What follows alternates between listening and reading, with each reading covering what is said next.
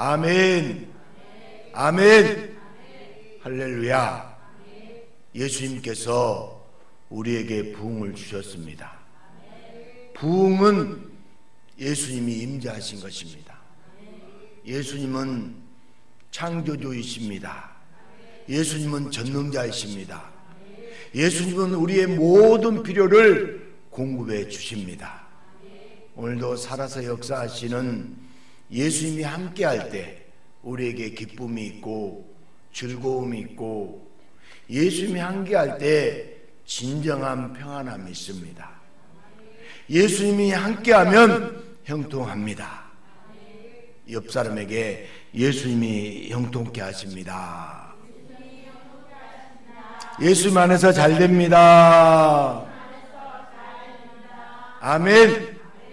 우리의 행복의 시작은 예수 그리스도예요. 어느 학교의 국사시험에 조선시대의 신분 계급 중 가장 낮은 계급을 쓰라는 문제가 나왔습니다. 정답은 천민입니다. 그런데 시험지를 채점하던 선생님이 한 학생의 답안을 보고 뒤로 뒤집어졌는데 그 학생의 답은 셋내였습니다.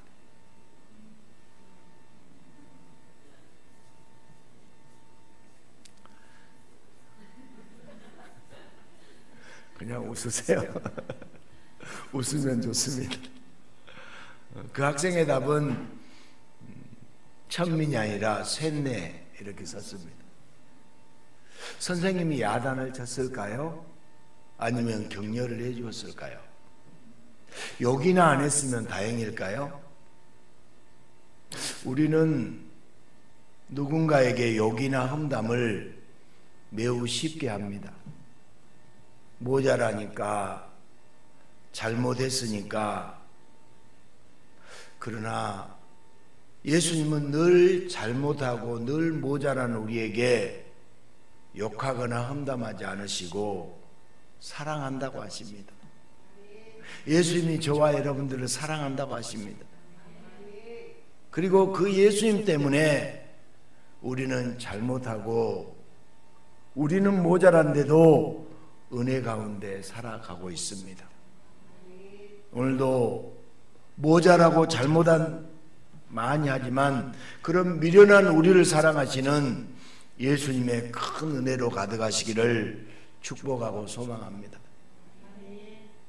일제시대 이후 북한이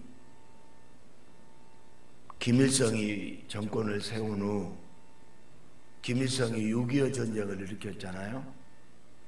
피비린내 나는 전투 속에서 김일성은 한 번도 총을 들고 전선에 나가서 싸운 적은 없습니다. 연합군이 인천 상륙작전으로 북한군이 괴멸되기에 김일성은 깊은 땅속으로 도망다니기 급급했던 자였습니다. 그런데 김일성은 6.25 한국전쟁이 끝나자마자 전면에 등장하여 전쟁의 영웅들을 차례대로 모조리 숙청하고 처형했습니다. 전쟁에서 살아남았던 북한의 시세들은 전쟁이 끝난 후에 김일성에게 죽임을 당했습니다. 차라리 전쟁 때 죽었다면 가문을 빛낼 수 있었지만 전쟁에서 살아남은 것이 오히려 역적이 되어서 원수로 처형을 당했다고 합니다. 역사의 이야기를 보아도 실세에서 역적으로 변하는 건 순식간에 일어납니다. 인간은 인생을 살면서 자신이 살 수 있는 길과 자신이 죽을 수 있는 길을 정확히 구분하지 못합니다. 인간이 바라는 것들 중에는 자신의 무덤을 파는 경우가 비일비재합니다. 그래서 인생을 살아갈 때 자신이 잘 될지 자신이 죽게 될지 그 누구도 알지 못합니다. 그래서 인간사 세옹지마라고 하잖아요. 이 세옹지마 고사성어처럼 인생을 적절하게 설명해 주는 말도 드문 것 같습니다. 예수님 당시의 성경은 구약 성경밖에 존재하지 않았습니다. 종교 지도자들도 백성들도 구약 성경을 읽으며 말씀대로 살기 위해서 부단히 노력했습니다. 그 중에서 십계명의 제6째 계명은 살인하지 말라 합니다. 살인이라는 것은 종교적인 영역뿐만 아니라 윤리적인 영역에서도 도저히 용납되지 않는 매우 나쁘고 악한 죄이죠. 인간으로서 당연히 살인하면 돼요, 안 돼요? 살인하면 안 됩니다. 하나님은 사람이 사람을 죽이는 살인은 절대로 하지 말라고 모세를 통해 십계명이라는 더욱 엄격한 계명으로 분명하게 말씀하셨습니다. 그래서 이스라엘 백성들은 살인하지 말라는 계명을 지켰습니다. 이 계명만 잘 지켜도 하나님의 무서운 심판을 피할 수 있다고 생각했습니다. 그런데 예수님이 나타나서 살인이라는 단어의 개념을 더욱 크게 확장해서 살인이라는 의미를 폭넓게 적용하셨습니다. 살인이라는 죄는 하나님의 무서운 심판을 받게 되는데 그 살인죄와 동급으로 함께 취급되는 죄가 바로 형제에게 화를 내거나 형제에게 미련한 놈이라고 욕을 하는 자도 심판을 받게 된다고 오늘 말씀하고 있습니다. 예수님 말씀 전에는 형제에게 화를 내거나 욕을 한다고 해서 공회에 잡혀가거나 심판을 받지 않았습니다. 그런데 예수님은 형제에게 욕을 하고 형제에게 화를 내면 공회에 잡혀가 심판을 받고 영원한 지옥불에 들어간다는 오늘 무서운 말씀을 하십니다. 살인죄를 지으면 하나님의 심판을 받아 지옥불에 들어간다는 건 모두가 이해할 수 있습니다. 그런데 형제를 향해서 화를 내거나 욕만 해도 모두 지옥의 무서운 형벌을 받게 된다는 성경 해석은 너무 지나치게 느껴집니다. 지금 예수님의 성경 해석은 구약 성경에 없는 해석입니다. 기존의 구약 성경은 이렇게 해석하지 않았습니다. 예수님은 살인죄와 형제에게 화를 내고 형제를 욕하는 죄를 동일선상에서 해석하십니다. 여러분 이해가 되십니까? 이런 예수님의 성경 해석 때문에 그 당시의 종교 지도자들과 백성들까지도 상당한 불만과 불안한 마음을 갖고 있었습니다. 그래서 예수님이 구약 성경의 율법을 폐하려 한다고 그들은 주장했습니다. 하지만 예수님은 율법을 폐하러 온 것이 아니라 완전하게 하려고 오셨다고 하십니다. 즉 예수님의 해석이 옳다 이렇게 말씀하십니다. 지금까지 백성들도 종교 지도자들도 미련하고 게으른 자들과 잘못을 저지른 자들에게 화를 내고 욕을 했습니다. 예수님의 말이 옳다면 모두가 하루아침에 살인죄와 동일한 죄를 지은 중죄인이 됩니다. 여러분 살아오면서 오늘은 너무 이른 시간이니까 어제 화를 낸 적은 없어요? 욕을 한 적은 없어요? 그럼 다 살인하는 데라고 예수님은 말씀하신 것입니다. 살인죄와 화를 내는 것은 동일한 범죄가 될 수 없고 법률적으로도 공평하지 않습니까? 큰 죄와 작은 죄를 똑같이 적용한다면 모두가 살인죄 누명을 전부 뒤집어 쓰게 됩니다. 사람을 죽이는 죄와 사람을 욕하는 죄는 동일할 수 있어요? 없어요? 동일하지 않잖아요. 예수님이 너무나 지나치게 해석하고 너무 지나치게 적용하고 있습니다. 예수님께서 목수 출신이라서 법률적 상식이 모자라거나 오해했다고 생각해야 합니다. 만약 예수님의 말씀대로 한 번만 화내고 한 번만 욕해도 지옥불에 들어가는 하나님의 심판을 받는다면 이 세상 모두가 지옥이고 천국은 폐쇄될 것입니다. 모든 죄는 그 경중에 따라 그 처벌도 달라져야 누구나 납득할 수 있지 않습니까? 아무리 생각해도 예수님의 해석은 너무 과하고 너무 빗나간 것 같이 생각됩니다. 그런데 하나님은 태초에 천지를 창조하신 후에 인간을 창조하실 때 누구를 미워하거나 욕하거나 화낼 필요가 없는 완벽한 상태로 창조하셨습니다. 서로 도와주고 서로 사랑하도록 하나님은 인간을 창조하셨습니다. 처음 인간은 하나님의 분노를 일으키거나 하나님의 심판을 받을 만한 어떤 죄악도 어떤 악행도 저지르지 않았습니다. 그러나 인간에게 하나님처럼 되고 싶은 욕망이 들어오면서 인간은 하나님의 계명을 어기고 완전히 타락하게 되었습니다. 이제 타락한 인간은 하나님이 처음 창조하신 대로 서로 사랑하고 서로 존중하고 서로 아끼는 자가 아닙니다. 하나님을 대적할 뿐만 아니라 인간들끼리도 서로 욕하고 서로 미워하고 서로 화를 내면서 인간은 심판받을 수밖에 없는 죄인이 된 것입니다. 서로에게 화내고 욕을 하고 죽이고 싶어하는 타락한 본성으로 살아갑니다. 평생 누군가를 욕하고 또 누군가에게 욕먹는 비참한 존재가 인간입니다. 하나님의 뜻을 저버리고 하나님의 말씀을 외면한 끔찍한 저주의 결과입니다. 모든 인간은 죄를 범했기 때문에 심판을 면할 수가 없습니다.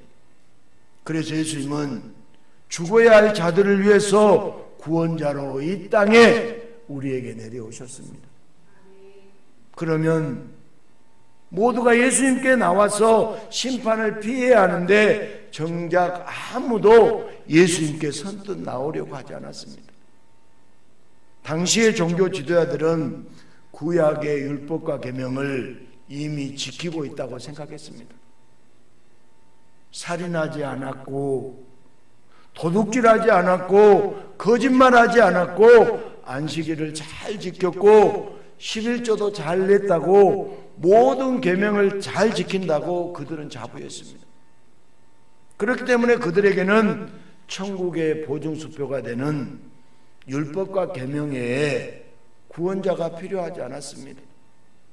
다시 말해서 모든 종교 지도자들과 당시의 모든 백성은 하나님의 계명을 스스로 지켜서 스스로 자신의 영혼을 구원할 수 있다고 생각했습니다. 그래서 예수님은 자신의 죄악을 전혀 파악하지 못하는 자들에게 살인죄에 대한 정확한 해석과 정확한 적용을 가르쳐 주었습니다. 타락한 인간은 스스로 계명을 다 지킬 수 없고 구원에 이를 수 없다는 것을 정확히 알려주셨습니다. 종교 지도자들과 백성들은 단지 칼로 상대를 죽이는 좁은 의미의 살인뿐만 알 뿐 형제에 대한 미움의 살인죄를 알지 못했습니다. 그러나 하나님께서 애당초 살인하지 말라는 뜻은 칼이나 어떤 도구뿐만 아니라 마음과 영혼으로도 누구를 미워해서 죽이고 싶은 그 마음 자체도 이미 살인죄와 똑같다고 정확히 알려주고 있습니다. 모든 인간이 다 죄인이라는 사실을 정확히 인식하고 유일한 구원자이신 예수님에게 나오도록 예수님이 해주고 싶었습니다. 예수님께 나와야 불의한 자에게 내리는 하나님의 심판을 피할 수 있기 때문입니다. 오늘 예수님은 사람이 욕을 하거나 누구에게 화를 낼 때 그 안에 죽이고 싶어하는 정확한 마음을 다하시고 화를 내거나 욕을 하는 것도 살인죄와 동일하다는 것을 깨닫게 해주고자 오늘의 말씀을 들려주십니다. 여러분은 그런 기억 없나요? 막 화가 날 때 그 XX를 어떻게 하고 싶어요? 얘기해 보세요. 그 XX를 어떻게 하고 싶잖아요.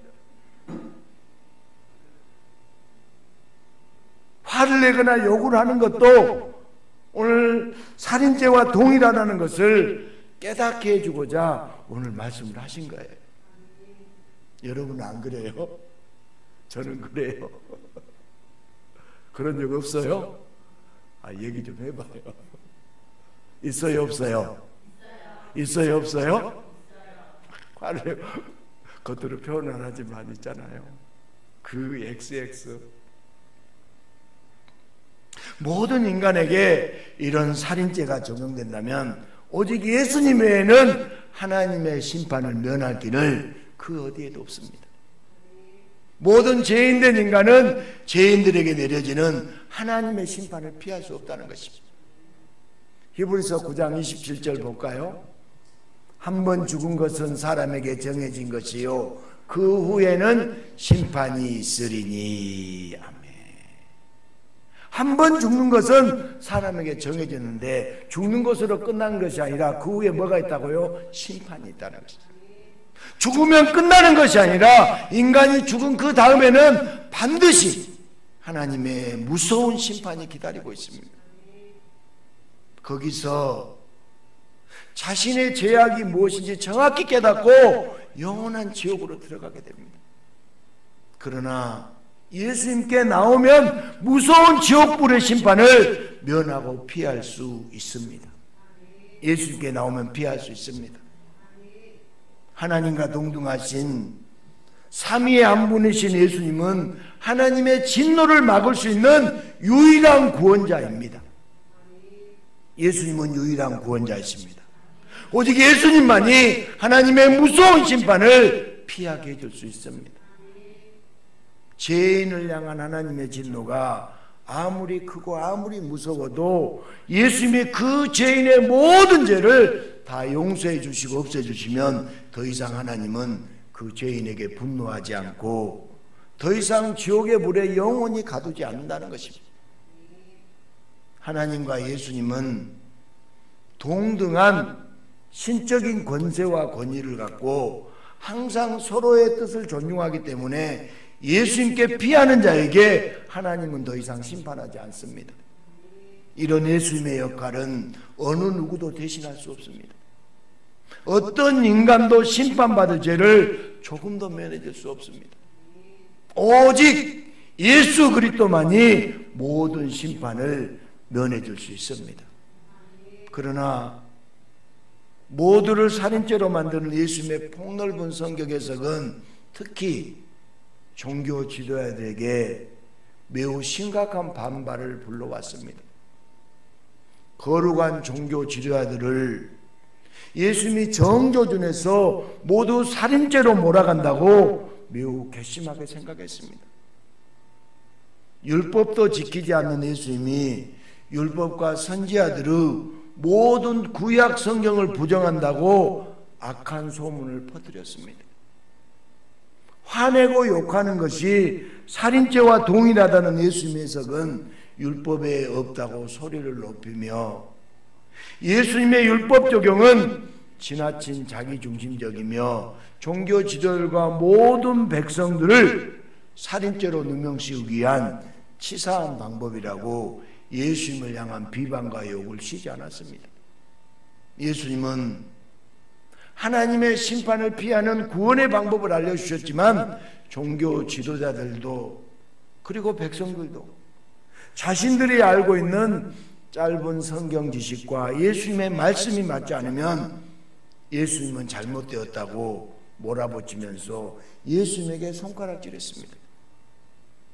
인간들이 잘못 알고 있는 율법과 계명의 참뜻을 정확하게 알려주었지만 그때마다 예수님은 수없는 욕과 비방을 끝없이 들어야만 했습니다. 예수님은 어떤 계명도 지키지 못해서 하나님의 심판을 받아야 할 위기에 빠진 인간들을 위해서 이 땅에 내려오셨습니다. 예수님은 심판받을 수밖에 없는 우리들을 위해서 이 땅에 내려오셨습니다. 누구를 막론하고 형제에게 화내고 형제에게 욕하는 자들은 계명을 지키지 못한 죄로 모두가 예외 없이 지옥불에 들어가야 하는데, 예수님은 계명을 어긴 자들이 다 용서받고 지옥이 아니라 천국에 가게 해주십니다. 요한복음 3장 18절, 그를 믿는 자는 심판을 받지 아니하는 것이요 믿지 아니하는 자는 하나님의 독생자의 이름을 믿지 아니함으로 벌써 심판을 받은 것이라. 아멘. 심판을 면할 수 있는 인간은 하나도 없습니다. 아멘. 심판을 면할 수 있는 인간은 한 사람도 없습니다. 오직 심판을 받지 않으려면 하나님의 독생자 예수를 믿어야 돼요. 우리 윤서도 예수를 믿어야 돼요. 심판받지 않으려면 예수를 믿어야 됩니다. 그러나 그 당시 종교 지도자들과 백성들은 열심히 계명을 지켜서 하나님의 진노와 하나님의 심판을 피하려고 노력했습니다. 사도 바울은 율법의 문제를 정확하게 언급하고 있습니다. 로마서 7장 12절 13절, 이로 보건대 율법은 거룩하고 계명도 거룩하고 의로우며 선하도다. 그런즉 선한 것이 내게 사망이 되었느냐? 그럴 수 없느니라. 오직 죄가 죄로 드러나기 위하여 나를 죽게 만들었으니 이는 계명으로 말미암아 죄로 심히 죄되게 하려 함이라. 아멘. 오늘 이 말씀에서 계명을 주신 이유와 목적은 계명을 지켜서 구원을 얻으라고 준 것이 아니라는 것입니다. 계명을 지킬 수 있어요? 여러분 구약 성경을 읽을 때요, 그걸 지켜야지 하고 그러면 안 돼요. 거기서 나는 못합니다. 아멘. 예수가 필요해야 돼. 계명을 주신 이유와 목적은 계명을 지켜서 구원을 얻으려고 준 것이 아니에요. 율법과 계명은 선합니다. 율법과 계명은 거룩하지만 그 살인하지 말라는 계명조차 지킬 수 없기 때문에 계명은 우리를 살리는 것이 아니라 도리어 죽게 만들어요. 그리고 우리가 법이 있기 때문에 감옥에 가고 법이 있기 때문에 죄인이 되잖아요. 그래요, 안 그래요? 법이 없으면 죄가 없어요. 그래서 계명은 우리를 살리는 것이 아니라 도리어 죽게 만들어요. 모든 인간이 계명을 지킬 수 있었다면 애당초 예수님은 이 땅에 내려올 필요가 있어요, 없어요? 없잖아요. 계명을 지킬 수 있다면 예수님은 이 땅에 내려오실 필요가 없어요. 계명을 못 지키기 때문에 예수님이 이 땅에 내려오셔야 돼요. 종교 지도자들과 백성들은 실제로 누군가를 죽이는 살인을 하지 않았기 때문에 자기는 살인자로서 하나님의 심판을 받지 않는다고 생각했습니다. 그러나 예수님은 그 마음에 죽이고 싶어서 형제에게 화내고 형제에게 욕하는 게 이미 살인한 것과 같다고 분명하게 말씀해 주셨습니다. 그래서 예수님은 지킬 수 없는 계명으로 구원을 이룰 수 없으니 하나님의 심판을 피하려면 예수님 자신에게 나오라고 오늘 지금 이 시간에도 말씀하고 있습니다. 예수님에게 나오십시오. 크게 아멘. 예수님에게 나와야 됩니다. 모든 인간은요 다 심판을 받습니다. 하나님의 심판에서 제외되거나 빠질 수 있는 자는 지구상에 한 사람도 없습니다. 모든 인간은 살인죄라는 죄명으로 하나님의 심판을 받고 영원한 지옥불로 들어갑니다. 사람은 살면서 어떤 이유에서든지 화를 내고 욕을 하잖아요. 해요, 안 해요?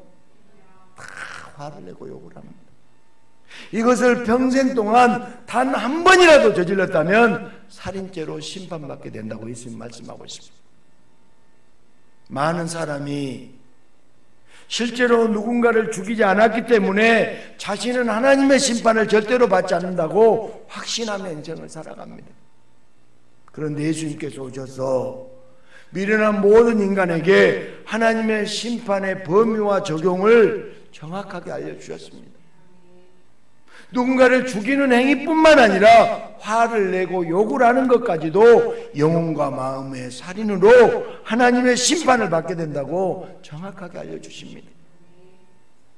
그러나 예수님께서 이 심판을 면하게 해 주십니다. 예수님이 심판을 벗어나게 해 주십니다. 예수님은 모든 인류의 살인죄를 용서해 주실 수 있는 유일한 분이세요. 요한복음 5장 22절, 아버지께서 아무도 심판하지 아니하시고 심판을 다 아들에게 맡기셨으니 아멘. 하나님 아버지께서는 모든 심판의 권세와 판단을 예수님께 다 위임했어요.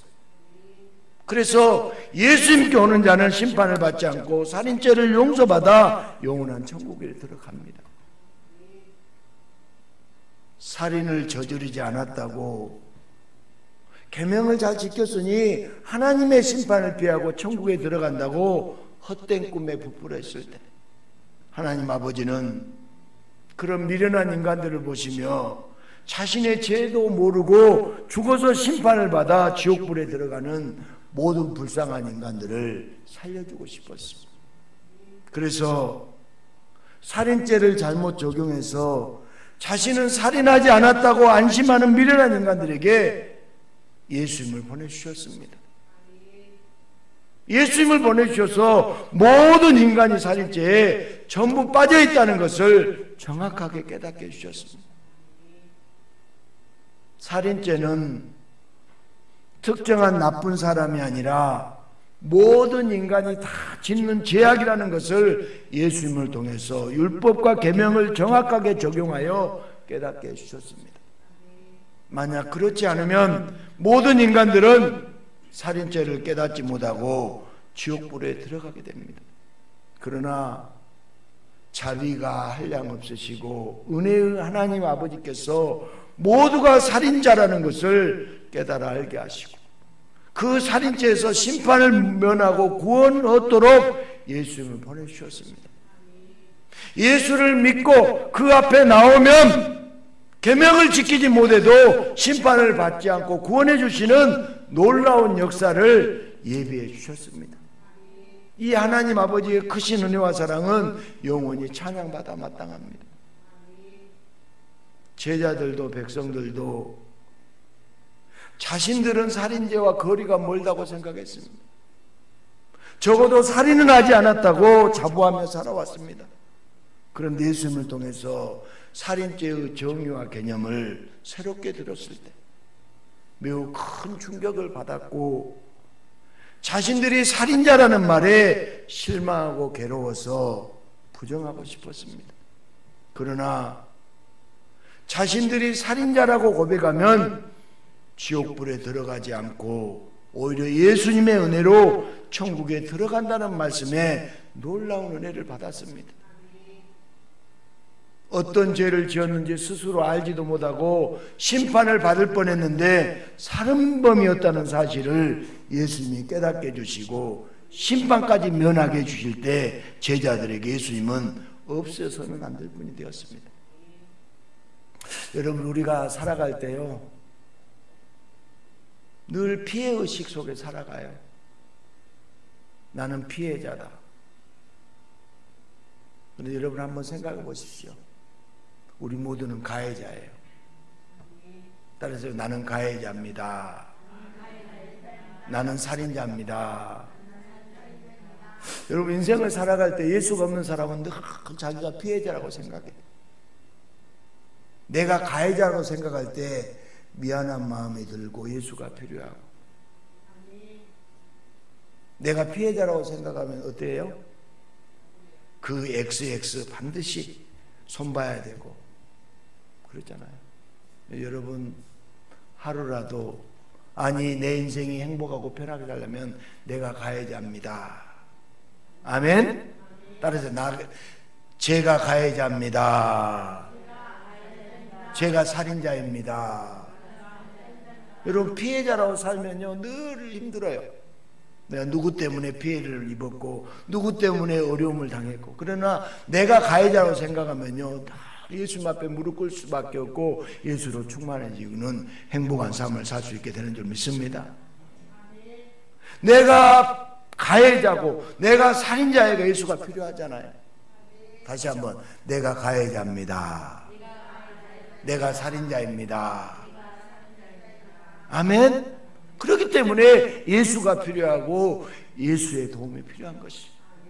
도저히 용서받을 수 없는 끔찍한 살인자까지도 심판을 면하고 천국에 갈 수 있다는 말씀에 제자들의 눈에는 회개와 기쁨의 눈물이 한없이 흘러내렸습니다. 여러분 내가 가해자여야 은혜가 있고 내가 가해자여야 용서의 기쁨이 있잖아요.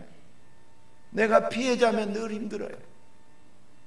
다시 한번 내가 가해자입니다. 여러분 생각을 바꾸세요. 신문과 TV에서 보면 살인범들의 모습을 보면 한결같이 모자를 푹 눌러쓰고 마스크를 한 모습으로 얼굴을 공개하지 않잖아요. 그런 모습을 보면서 많은 사람이 얼굴을 공개해라 능지처자말하고 목소리를 높이잖아요. 많은 사람이 평생 동안 살인하지 않았기 때문에 살인범을 보면 자신과 상관없는 일이라고 굳게 믿습니다. 6.25 전쟁을 일으킨 김일성만 지옥불로 들어가는 것이 아니라 모든 인간이 다 지옥불로 들어가야 한다는 사실을 아무도 모르고 있습니다. 그러나 예수님이 오셔서 인간이 어떤 죄를 지었는지 그 제목이 무엇인지 이미 타락해서 자신의 처지도 모르는 모든 자에게 자세하게 알려주셨습니다. 그리고 예수님께 나와서 자기가 형제와 자매를 죽인 살인범이라고 진정으로 회개하고 진정으로 고백하면 예수님은 살인죄를 대신 짊어지시고 십자가에서 대신 죽으셔서 모든 죄를 용서하시고 무서운 심판을 면하게 해주십니다. 그러나 자신이 가해자가 아니고 자신이 살인범이 아니라고 끝까지 거부하는 자는 결국 지옥불의 형벌을 피할 수가 없습니다. 계속해서 스스로 율법과 계명을 지켜서 심판을 피하려고 한다면 그것은 예수님을 거부하고 예수님의 은혜를 외면하는 무서운 죄가 되는 것입니다. 사랑하는 여러분, 우리는 성도입니다. 아멘. 성도는 살인하지 않았다고 거룩하다고 우쭐대는 바리새인 같은 자가 아닙니다. 성도는 예수님께 나와서 형제와 자매를 살인한 자가 여기 있다고 날마다 고백하며 자신의 영적 상태를 날마다 인식해야 됩니다. 성도는 예수님의 은혜 없이는 한순간도 살아갈 수 없습니다. 우리가 오늘 이 은혜를 찬양했는데요, 은혜 없이는 우리가 한순간도 살아갈 수 없어요. 구원파 박옥수 같은 이단처럼 한번 사죄하면 되는 문제가 절대로 아닙니다. 고린도전서 15장 31절에 보니까 형제들아 내가 그리스도 예수 우리 주 안에서 가진 바 너희에 대한 나의 자랑을 두고 단언하노니 나는 날마다 죽노라. 아멘. 사도 바울은 자기 자신은 날마다 죽는다고 했어요. 날마다 자신을 살인자라고 사도 바울은 고백하고 있는 것입니다. 성도는 십자가 앞에 나가서 날마다 손과 발을 씻으며 죄인됨을 고백해야 됩니다. 그럴 때 예수님은 심판을 면하게 해주시고 오히려 천국으로 인도해 주십니다. 만약 성도가 주일에 양복을 입고 거룩한 표정으로 교회당에 나와서 자신은 살인자가 아니라고 바리새인처럼 예배드린다면 자신의 영적 상태를 전혀 알지 못하는 영적인 아이에 불과합니다. 바리새인처럼 살인죄를 짓지 않았다고 우기는 자가 아니라 형제와 자매를 살인한 자라고 날마다 애통하며 의에 줄이고 목말라 할 때 예수님께서 심판을 면하게 해주시고 천국에 데리고 가는 자가 바로 성도인 줄 믿습니다. 성도는 살인자이지만 예수님의 은혜 가운데 살인죄로 지옥불에 들어가지 않고 예수님의 은혜로 천국으로 들어가는 자가 바로 성도입니다. 천국은 깨끗한 자, 계명을 다 지킨 자가 들어간 곳이 아니에요. 천국은 예수님의 심판을 면하고 모든 죄를 다 용서해 준 성도만이 들어가는 곳입니다. 세상에서는 용서하지 못할 연쇄 살인범이라고 할지라도 예수님은 다 용서해 주시고 천국으로 데리고 갈 수 있습니다. 가끔 세상에서는 죄의 크기에 대해서 도토리 기재기식의 어리석음을 범합니다. 그러나 작은 죄도 살인죄이고 큰 죄도 살인죄입니다. 모든 죄가 다 살인죄이기 때문에 예수님이 없으면 지옥불에 들어가는 게 전혀 이상하지 않습니다. 하지만 성도는 예수님의 은혜로 천국에 들어갑니다. 예수님의 은혜로 천국에 들어갑니다. 성도에게는 영원한 지옥이 없습니다. 이것이 바로 성도의 특권이고 성도가 받은 은혜입니다. 사랑하는 성도 여러분, 우리는 다른 사람들에 대해서 심판과 정죄를 너무나 잘해요. 너도 나도 날마다 대통령을 욕하고 정치인을 욕하는 일로 하루를 시작하잖아요. 게다가 신문도 신문 부수를 늘리기 위해서 국민들을 두 편으로 나누어 서로 욕하게 만들기 바쁩니다. 자기가 뽑은 지도자를 날마다 욕하면서 날마다 언론에게 세뇌 교육을 받는 실정입니다. 완벽한 지도자는 세상에 존재할 수 없습니다. 그러나 애쓰는 지도자는 박수와 격려를 보내야 됩니다. 이 시대 사람들은 심판과 정죄를 너무나 잘합니다. 하루 종일 누군가를 비판하고 누군가를 심판하면서 하루를 보람있게 살았다고 착각하며 살아갑니다. 교회에서조차 연약한 성도들을 책망하고 심판한 것은 주님의 마음이 아니잖아요. 로마서 14장 1절, 믿음이 연약한 자를 너희가 받되 그의 의견을 비판하지 말라. 한 번 더, 믿음이 연약한 자를 너희가 받되 그의 의견을 비판하지 말라. 아멘. 우리는 예수님의 마음을 가져야 돼요. 우리는 예수님의 마음을 가져야 됩니다. 남을 비판하고 심판하지 못해서 안달이 난 언론과 한국 사회를 본받지 말고 우리는 연약한 성도들과 죄의 약한 자들을 예수님의 마음으로 품어야 됩니다. 예수 믿으시면 아멘. 품어야 돼요. 예수님의 마음으로 품어야 됩니다. 우리는 모두 다 살인죄를 지은 죄인입니다. 아무도 심판의 돌에서 남을 심판하고 죽일 수가 없는 것이죠. 요즘 세대를 보면 인터넷 세상에서 악한 댓글을 마구 올리며 남의 영혼을 살인한 자가 많습니다. 남의 영혼만 죽이는 것이 아니라 바로 그 악한 댓글의 심판으로 자신의 영혼까지 죽어요. 여러분, 우리는요 남을 살려야 되잖아요. 아멘. 심판하고 정죄하기보다 품어주고 안아주고 위로하고 격려해주고, 악한 말은 자신의 영혼도 스스로 심판하고 죽이는데 어리석은 사람들이 악한 심판의 댓글로 날마다 자신까지도 죽이고 있다는 것을 알지 못합니다. 전쟁터에서 간신히 살아온 군인들이 끔찍하게 자살한 경우가 종종 일어나는 것은요, 누군가를 향해서 총으로 죽이면서 자신의 영혼을 향해서도 총을 쏘는 현상 때문이라고 합니다. 누구를 죽이는 그 괴로움에 결국 자신도 자살하게 됩니다. 누군가를 심판하면 자기 자신도 심판이 대상이 된다는 것을 전혀 알지 못합니다. 우리는 우리 자신의 영적인 실체를 빨리 정확하게 깨달아야 됩니다. 남은 인생을 살인자로서 예수님께 회개하며 주변의 연약한 사람들을 심판하는 자가 아니라 예수님처럼 품어주고 용서해주고 따스한 말로 위로한 자가 되어야 됩니다. 따라 한번 해볼래요? 품어주고 용서해주고 위로해 줍시다. 아멘. 거침없는 바른 말로 남을 심판하는 자의 말로는 비참한 영혼으로서 지옥에 들어갈 수밖에 없습니다. 우리는 예수님의 마음으로 누구를 심판하기보다는 위로하고 격려해야 됩니다. 자신의 살인죄를 깨우치고 주님 앞에 무릎 꿇는 자가 교회와 세상을 변화시킵니다.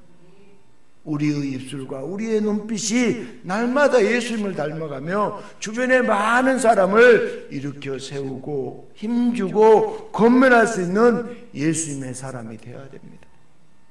우리가 예수님 앞에 살인자라고 고백할 때 이미 우리의 삶에는 행복이 시작되었습니다. 사랑하는 성도 여러분, 예배는 누구를 정죄하고 누구를 심판하는 그런 시간이 아닙니다. 예배는 죽이는 행위가 아니라 살리는 행위입니다. 그래서 교회에 올 때는 날선 비판과 예리한 심판의 마음은 다 버리고 와야 됩니다. 날선 비판과 예리한 심판으로 세상에서는 자신의 권위와 영향력을 알대할 수 있겠지만 그런 세상의 자세로 예배를 드린다면 하나님은 그런 예배를 받지 않으십니다. 교회는 누군가를 심판하는 곳이 아닙니다. 우리 모두가 다 살인죄인이라고 고백하고 예수님께 나와서 살인한 우리를 용서해달라고 예배를 드리며 살인자를 용서해 주시고 심판을 면하게 해주신 예수님을 찬양하는 것이 진정한 예배잖아요.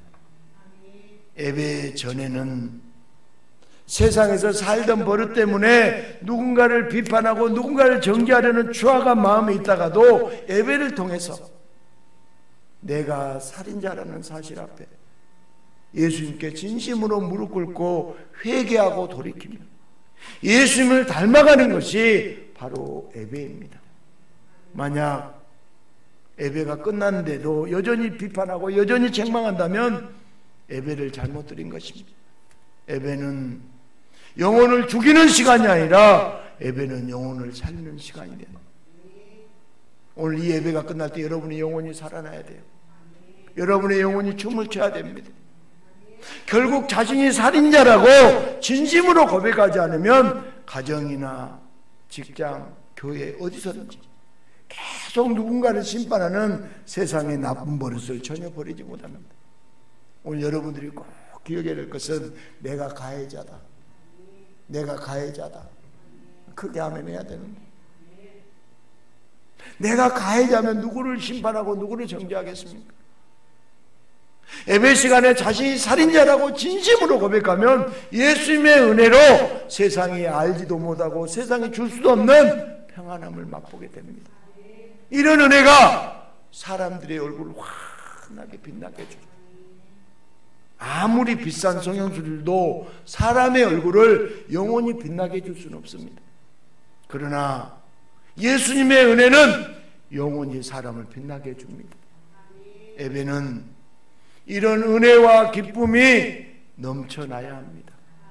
오늘 이 예배 가운데 임재하시는 예수님 앞에 날마다 살인했던 내가 살인자라고, 내가 가해자라고 진심으로 고백하며 이제 심판과 정죄는 다 내려놓고 예수님의 마음으로 서로를 사랑하고 서로를 존중하며 서로 격려하는 예수님의 제자로 살아가시기를 주님의 이름으로 축복합니다.